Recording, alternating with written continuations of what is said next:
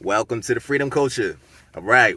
Here at the Freedom Culture, I like to discuss current events in the financial sector, this new digital economy, and also breaking down blockchain technology in the most understandable terms possible. And since this FTX mess, there's been a lot of fear, uncertainty, and doubt, what we call FUD. In my view, this is one of the catastrophes or black swan events necessary for the government to get themselves involved. And I've made my views perfectly clear about crypto tokens are like pet rocks. And this, and people hyping this stuff up. That doesn't mean blockchain is not real. Right. That doesn't mean smart contracts won't be real or Web 3.0. But cryptocurrencies that don't do anything. I think that crypto, I sold my crypto. I announced everything on TV, what I did with crypto. But I would not touch crypto in a million years. And you're making no distinction between centralized, decentralized. They fought regulation, they didn't want regulation, and you don't have regulation. So if you have your money in any of those, look, I'm not calling you an idiot. I'm just saying you're using a lot of blind faith. And I think that everybody who owns these various coins, Solana, Litecoin, I do think you're an idiot, okay? I did not go to college to get stupid. These people who own these things should not own them. They shouldn't own them. Today, I just want to cover a couple of articles that's basically saying crypto is bad, we should ban crypto, these kids don't know what they're doing, and we need government. Cryptocurrencies could cause the next financial crisis, Indian central bank had warns. The next financial crisis will be caused by private cryptocurrencies if these assets are allowed to grow. The head of India's central bank warned on Wednesday. Cryptocurrencies have a huge inherent risk for our macroeconomic and financial stability. Shaktikanta Das, governor of the Reserve Bank of India, said at an event. He pointed to the recent collapse of FTX as an example. So, who is Shaktikanta Das? I like to just be on top of these characters at play here. Shaktikanta Das is serving as the current and 25th governor of Reserve Bank of India, RBI. He was earlier a member of the 15th Finance Commission and India's Sherpa to the G20. So the G20 and the BRICS nation, I've been trying to figure out if there's some kind of parallel there, but I'm going to look that up. So basically, he's the governor of the RBI, the Reserve Bank of India, India's central bank. Focus more on banking issues rather than talking on crypto and crypto overshadowing the real issues and challenges which, the banking sector should be discussing. And that is something which the public has a right to know. What I have been saying, macroeconomic and financial stability. I'm yet to see serious, well-informed discussion in the public space on these issues. The discussions are that it's a new technology, we should capitalize on it. And I have said it earlier, this technology is more than 10 years old. The blockchain technology is nothing new. It did not come yesterday. It has been there for 10 years. The technology, I have said this before, the technology can grow and will grow without cryptocurrencies or whatever name you use to describe cryptocurrencies. So, cryptocurrency bad, but blockchain is good. That makes all the sense in the world. Now, the central bank for all central banks is the BIS, the Bank for International Settlements. They're the head department when it comes to structuring a digital currency to issue out to the central banks around the world to give us a CBDC, the central bank digital currency. Now, is the Reserve Bank of India a part of the BIS? The answer is, of course, yes. The Reserve Bank of India is a member of this organization. This interests me because of the BIS key role in the CBDC movement. In CBDC, just as paper currency, you go to a bank, let us say you are drawing some 1,000 rupees currency notes. You draw 1,000 rupees, keep it in your purse, you go to a shop, you have to pay 500 rupees, you take out 500 rupees and pay. Here also, you will draw the digital currency and keep it in your wallet, which will be basically your mobile phone. And when you go and make a payment in a shop or to another individual, it will move from your wallet to his wallet. There is no routing or there is no intermediation of the bank. The Bank for International Settlements in Basel, Switzerland, is the central bank of the central banks. At its innovation hub, it is working hard to roll out the central bank digital currency. Recently, I've been following the BIS appointing Celicia Skingsley as the head of their innovation hub. The BIS Innovation Hub sets the pace for central banking digital innovation. And so we're now going to get two central banking voices in here. And that's not you first. That's it. You are the main central banker here. But Cecilia, you're at the BIS Innovation Hub now. That's a recent job. But you were the Swedish Central Bank. So you have that central banker kind of skepticism and how is this going to work? And a lot of it has to do with complementary policies. And that strikes me as a very bland way to say, there's a lot of complicated stuff to figure out here. So what's on your list?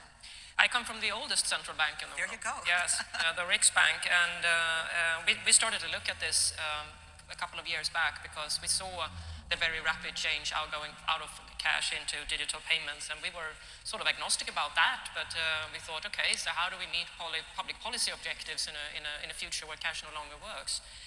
So it's really great to be able to work with these issues now on a global scale, so I'm happy to be here. So money is a fantastic invention that has been created by mankind. And Celicia is a WEF agenda contributor, contributing to the agenda. By digressing back to this article, cryptocurrencies don't have any underlying value, calling them speculative and adding that he thinks they should be banned. Private cryptocurrency trade is 100% speculative activity, and I would still hold that view that it should be prohibited, because if it's allowed to grow, if you try to regulate it and allow it to grow, please mark my words, the next financial crisis will come from private cryptocurrencies. That said, private cryptocurrencies refer to digital coins such as Bitcoin.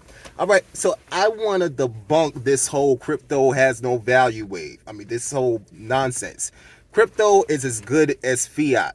You know what I'm saying? The value is the worth or importance to a thing. And crypto is important to blockchain because you'll need a coin or token to record the transactions on the distributed ledger that they plan on using for the CBDC. Crypto is to blockchain like time is to clock. And Bitcoin has all the elements to be considered valuable, like we consider paper currency to be valuable. But crypto is not valuable to centralization. And the people that's talking down on it are the centralized. They're the Fed. Value in this cryptocurrency world. So there are quite a few use cases. I think the biggest and clearest and easiest to understand is as a store of value that can't be censored and is resistant to seizure. And people want to store their wealth securely in a way that no single judge could freeze all of their assets, right? Amazon doesn't want their entire global business operation to be shut down by one judge in Brussels. They want to be able to go through a lengthy appeals process and keep their business operating. So cryptocurrency performs that same task of the offshore banking, of keeping wealth secure, an order of magnitude better. So we see massive, real fundamental demand for this use case. You believe in the blockchain as having a value in the future for us. How does that translate into value for cryptocurrency? So yeah, I think a really useful idea. A blockchain is just a type of database. It's a distributed ledger that in some use cases, like for a banking back office, is kind of like a database upgrade. So massive improvements in efficiency, but probably not that transformative or disruptive. When you take a blockchain, you make it public and decentralized, and then you add money to that, you add a cryptocurrency, then you're looking at something that is that first use case, that offshore banking system, that I think is fundamentally disruptive, and disruptive financially, economically, and even potentially politically. Blockchain technology is nothing new. It did not come yesterday. It has been there for 10 years. The technology, I have said this before, the technology can grow and will grow without cryptocurrencies. Crypto tokens are like pet rocks, and people hyping this stuff up. That doesn't mean blockchain is not real. Right. That doesn't mean smart contracts won't be real or Web 3.0. But that's all it is at the end of the day. I mean, they just want centralization. They just want to control the money. Because if they don't got no control, then they don't got no job. You know, they can't have individuals controlling their own thing. You know what I'm saying? I always said cryptocurrency would do to the banksters what the self-checkout line did to the cashiers. But anyways, like they say, crypto bad, blockchain good. Got it. Now, the suggestion is to ban crypto. Maybe. It's possible. It's happened before. China placed several bans on crypto in efforts to establish their common prosperity campaign, which is just communism. And actually, China was only able to place bans on initial coin offerings, and they also placed heavy regulations on crypto exchanges, but crypto still continued to trade peer to peer, hand to hand, person to person. There is a running joke that China has banned crypto 18 times. Chinese regulators have never exactly been crypto advocates. Since 2009, China and Hong Kong have banned or otherwise caused fear, uncertainty, and doubt in the crypto space on 19 separate occasions and counting. The Chinese Communist Party has had a vendetta against blockchain-based digital currencies since their infancy. China's solution was to create its own cryptocurrency for various reasons. And that's what we will explore in this video. What is the real... They could not stop the nature of cryptocurrency, regardless of how bad it is.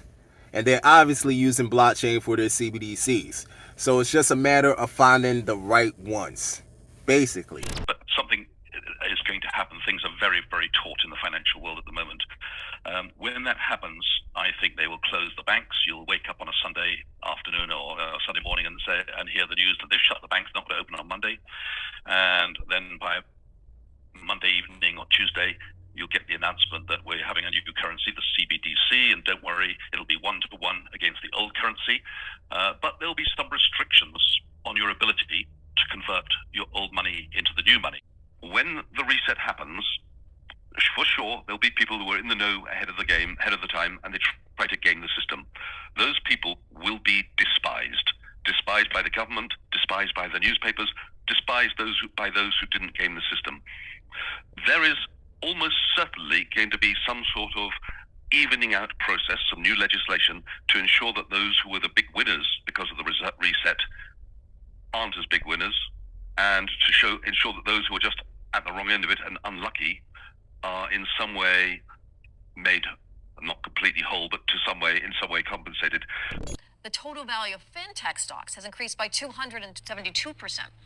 This chart shows the early stages of this huge distortion in action. It's amazing. Why don't we hear about this shift in the news? I mean, this seems to me like it should be a front page story. I totally agree. But yeah, I got to remember, the central banks and the folks on Wall Street, they want to keep this transformation under wraps for as long as they possibly can. So they can get in front of it first. Of course. And to avoid panic. This reset will be a huge shock when Americans catch on. That's why the average person won't hear a word about the story until it's obvious to just about everyone. And by then, it's going to be too late. Yeah, the profits will be gone. Right, the same way it works with any world-changing investment story. That's why if you're going to invest, I'd recommend you do it right now, today. So that's my piece.